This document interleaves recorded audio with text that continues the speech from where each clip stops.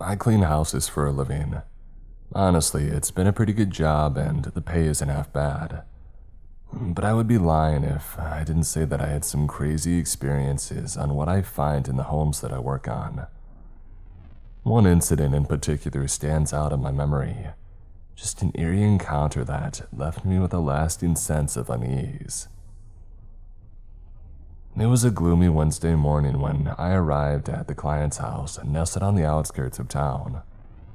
The house had an air of neglect, with overgrown bushes obscuring the entrance and a general aura of abandonment. Nevertheless, I approached the front door determined to tackle the mess within. Upon stepping inside, a musty smell greeted me, a blend of dampness and neglect that hung heavily in the air. As I made my way from room to room, dust-covered surfaces and cobwebs became my adversaries. But it was in the basement that I would come face to face with something truly unsettling.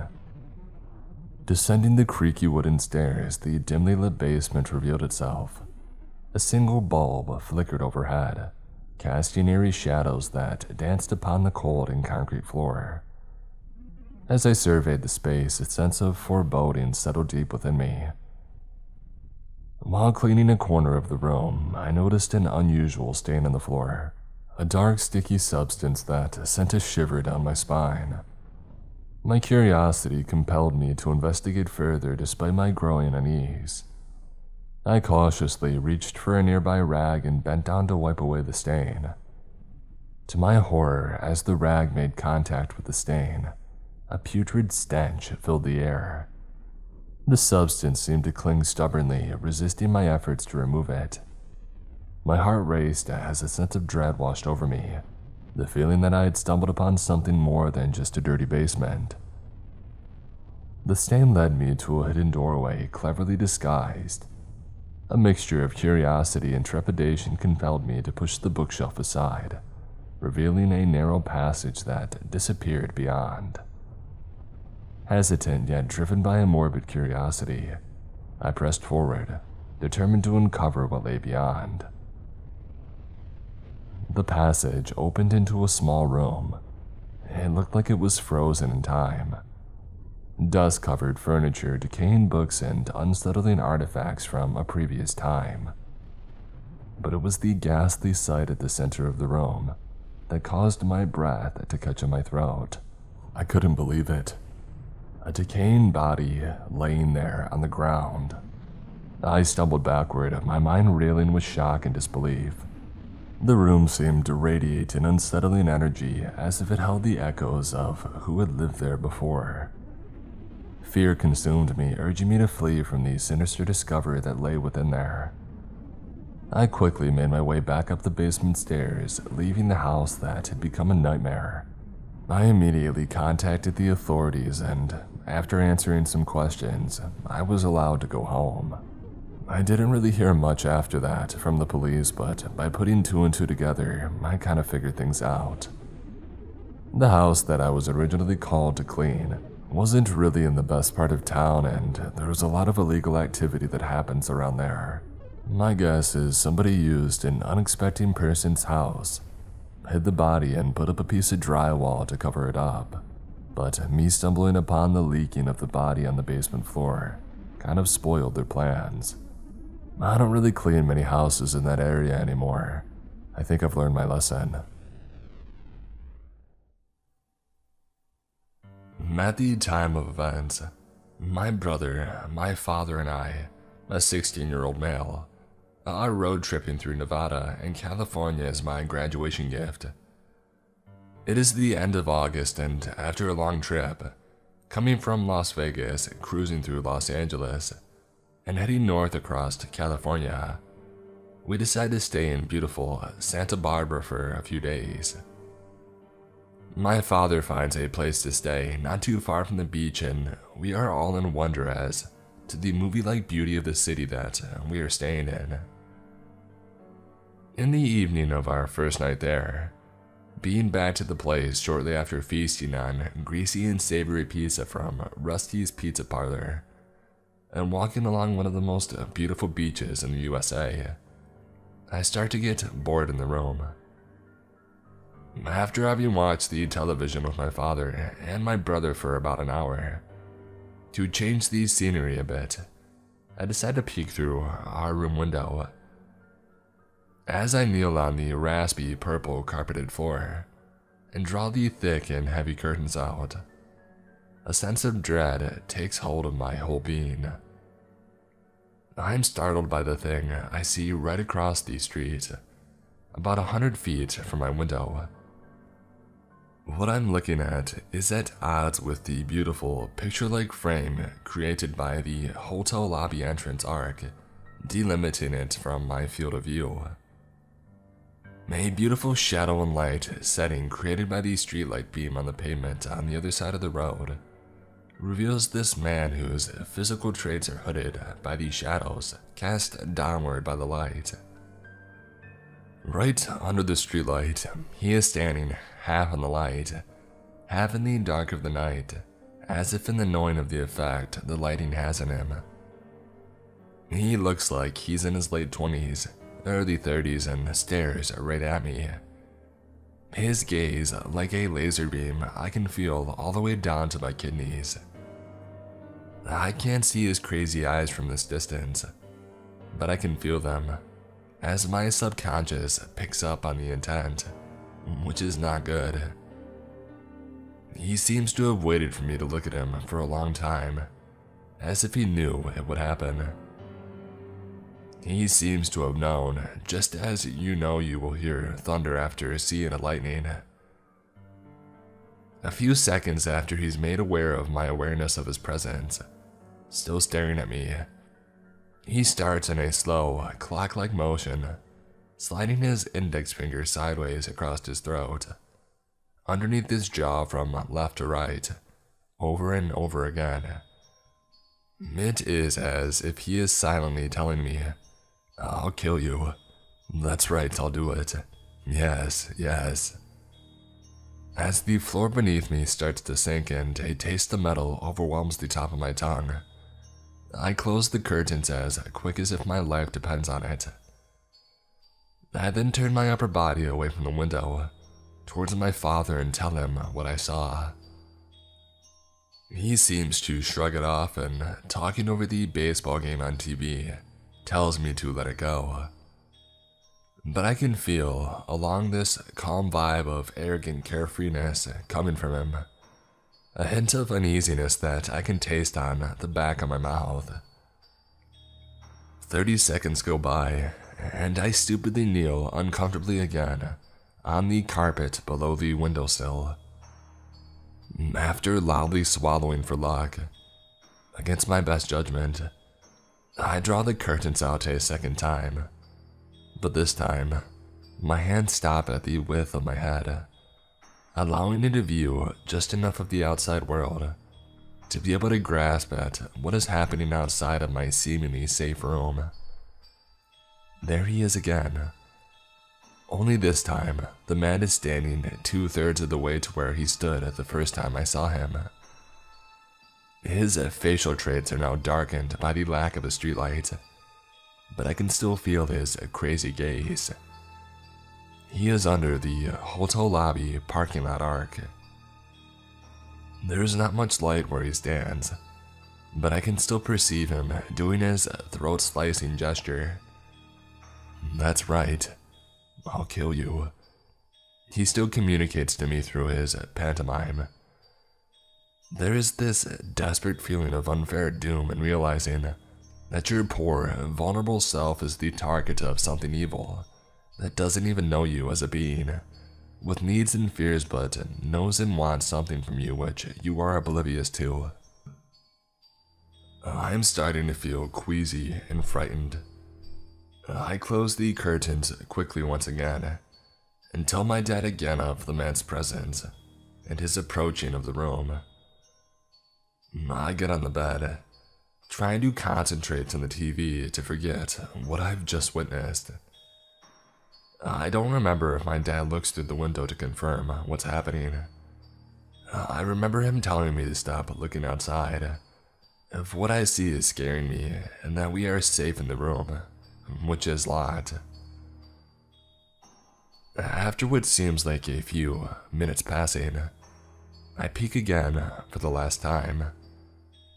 This time, the man is right in the parking lot, about 50 feet from our room, doing his gesture again. I start thinking that this man is probably mentally ill or something, and then I better stop looking at the window again. A clever thing I do, I tell myself. The man's behavior, although redundant and pathetic, nonetheless strikes me as being ominous and frightening. The night goes on with that feeling that even if I'm probably safe inside a room, there is this disturbed man missing a few cogs who's got nothing to lose outside the room, that behaves as if he wants nothing good for me. As far as I know, he could be leaning right on the window glass a few minutes from now if this keeps going. Would he be grinning or not? Would he raise his arm to gently tap on the window while kneeling under the windowsill? I try not to think about it. I sleep uneasily that night. The following morning, not wanting to go outside of the room, I decide to stay in with my brother while my father goes to the lobby to fetch orange juice at breakfast and to speak to the clerk about the man outside. My father comes back after a couple of minutes with our breakfast and tells me that the clerk told him that the guy who frightened me the night before is known in the area for his mental illnesses. He's probably a schizophrenic, is what the guy said to my father. My dad then reassures me that the clerk told him the man is not dangerous and that we're safe staying there for another couple of nights. Luckily, I never see the man again for the duration of our stay there. Fast forward a couple of years. My father and I are reminiscing about our trip to California, and especially those days in Santa Barbara. When the mentally ill man threatening me with his finger outside of our room is mentioned in the conversation, my father, as if relieved from not having to keep this thing secret anymore, let out that the morning after that dreadful night, the clerk had told him in fact to be careful with the man. He had told me that he was in fact dangerous. My dad just didn't want to scare us telling us the truth. I thanked him for lying to me that morning, and we agreed that luckily, we never saw the man again during our stay there.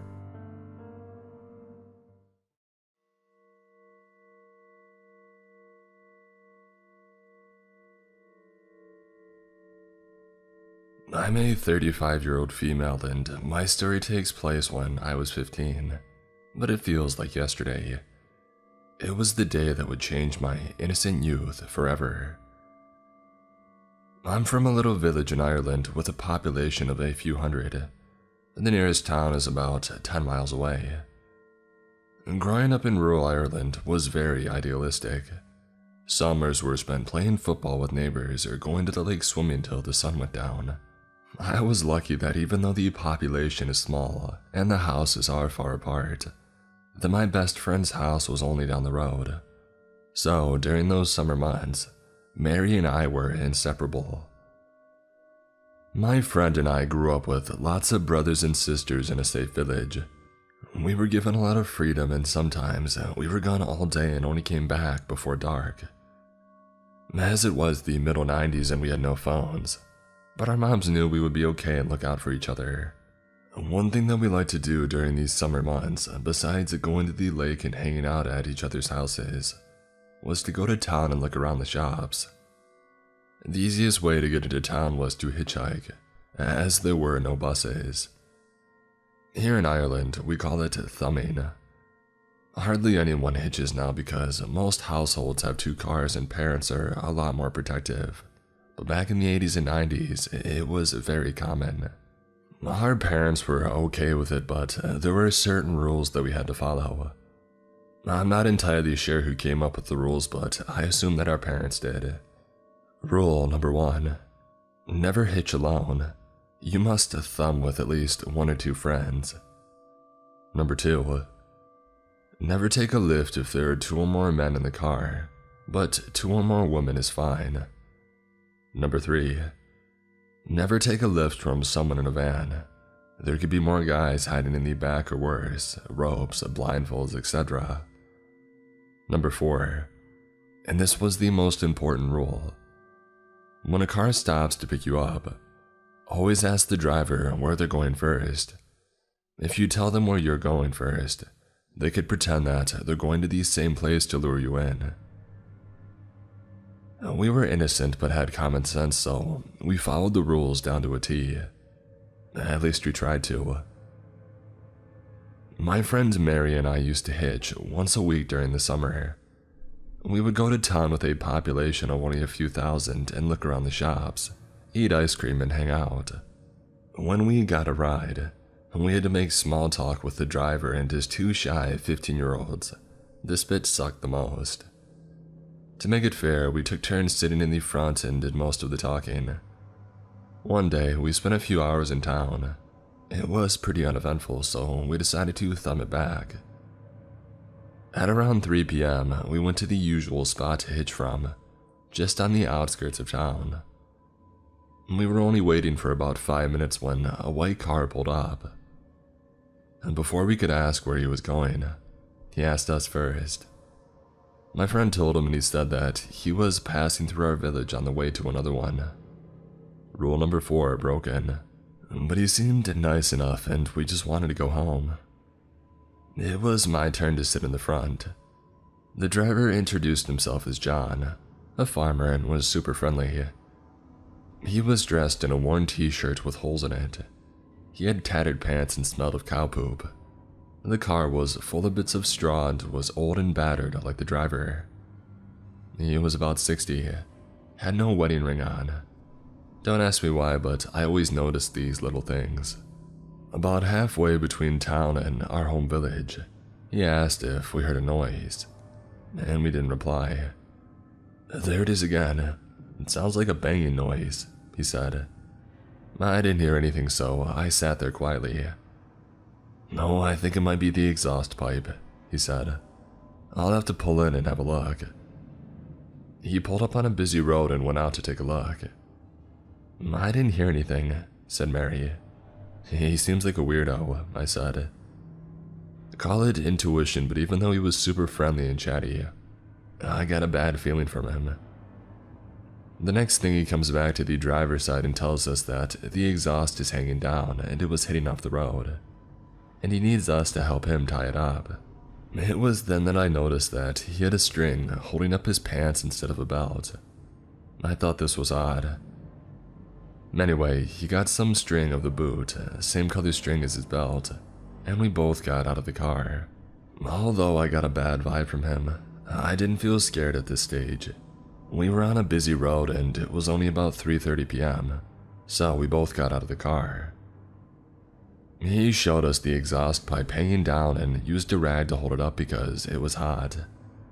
My friend Mary took over holding it up, while he secured it with the string.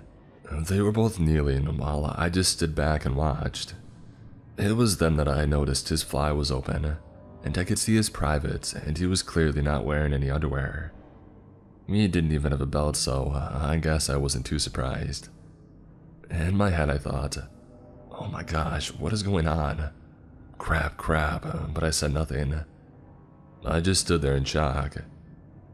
Mary hadn't noticed at this stage and just continued to hold the pipe. When John was standing up, he noticed his fly was open and acted all shocked. "Oh girls, I'm sorry and embarrassed. I only have a safety pin holding the fly together and it must have come off. Please forgive me and get back in the car." Mary was stunned and got a close-up on his privates, which left me to do the talking. I told him that it was okay and that it was an accident, so we got back in the car. He fastened the safety pin even though I didn't see him look for it. All was hidden again. Back in the car, the atmosphere was very different. We both felt mortified and he kept apologizing over and over. I looked out the passenger window and just repeated, it's okay. Then he said something that turned my stomach. Oh, well, girls, you had taken it very well. If I didn't know any better, I would swear that you liked it. And then he nudged me in the arm with his arm, like you do to a friend. I looked at him through the corner of my eye, my face still facing the window, when I noticed that his fly was undone again, and that he was exposed again. He must have noticed me looking because he said, "Oh, the safety pin keeps opening, just don't look." Fine by me, I thought, but I said okay and continued to look out the window. He kept nudging me and saying, "Don't be looking, don't be looking," giggling at the same time. He was doing this in a playful way, like it was all a joke. Mary started giggling too, because when she's nervous, she laughs. I knew it wasn't her fault, but I was getting angry at this stage. He wouldn't stop telling me to stop looking. And then he said, "Your friend is laughing, she must be enjoying the view." And this made her laugh even harder. Now remember, we're both polite 15-year-olds that always respect our elders and are a little shy, so I would never speak up to an adult. The nudging in my arm and my friend laughing was all getting to be too much. He asked if it was the first Willie that I had ever seen, and told me once again to stop looking. I was turned facing the passenger window, so much so that I had my back to him. There was no way that I could be looking. I lost my temper. I shouted at the top of my voice, "I'm not looking. Mary, shut up and stop laughing." Silence followed. He said that he was sorry and that he was only joking and there was no need to be so serious. I said nothing and sat there, red with temper. I should have told him to let us out. I should have told him to cover himself up, the dirty old guy. But I was in shock too, and part of me wanted to believe it was all an innocent mistake. We finally arrived at our tiny, safe little village. We got out and he said again that he was sorry about the whole thing. My friend got her voice back and assured him that it was okay. I said that it was all okay and it was nothing to worry about. I said thanks for the lift. What he said back sickened me. He looked me up and down with this creepy smile and said, "Oh girlies, thanks for everything," and he drove off. We were left speechless. We sat down on a nearby bench to process all of this before going home. We made a deal that we wouldn't tell our parents there that they would never let us hitchhike again. My friend finally got her voice back and repeated, "What a weirdo, smelly old guy. He had this plan the whole time," over and over. About 5 minutes after sitting down on the bench, who drives by going the direction that we just came from? You guessed it, little old guy Farmer John, waving and smiling while we sat there stunned. He had beeped to catch our attention, so much for passing through our village. A few months later, and the ordeal went to the back of my mind. Occasionally, we would talk about Farmer John, but we made jokes about it and we told some of our friends about what had happened. One day, I told a friend of mine named Brid. A cousin of hers had told her a very similar story. The cousin lived in another village about 20 miles in the other direction from town. She was only a few years older than us. While hitchhiking home one day, the same thing happened to her and her friend. The exhaust, the safety pin, and the undone fly. It was no accident, and my worst fears were confirmed. Farmer John really was a weirdo.